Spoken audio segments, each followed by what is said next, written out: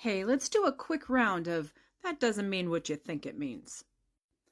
I want to talk about Smoky Topaz, which is a stone that's gotten caught between two worlds. I mean, over the course of millennia, it's caught between two worlds.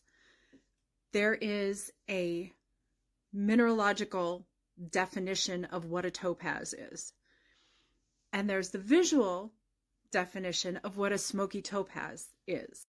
Smoky topaz that meets both definitions, the mineralogical definition and the visual definition, is quite rare. It's not red topaz rare, but it's rare. And so the presence of smoky quartz in the world and for jewelers, available to jewelers to use, available to people embellishing swords in the ancient days of, encrusting swords with gemstones. Having smoky quartz available is a game changer.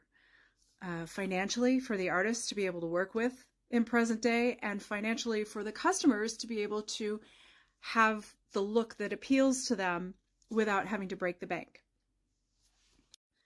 It also makes a difference to folks who are concerned about whether or not their stones are lab grown.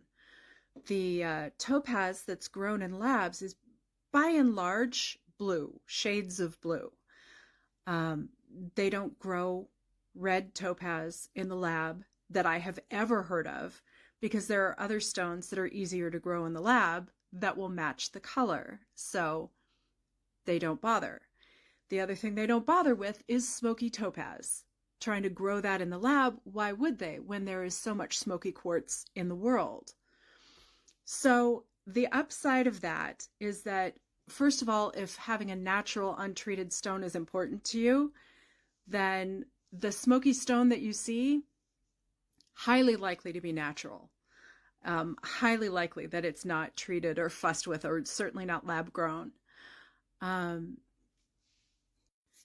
The other advantage to having that information is that if you are someone who uses crystals in your meditation or in your healing, and it has to be a topaz, don't assume that everyone who calls a smoky topaz has actually tested the stone.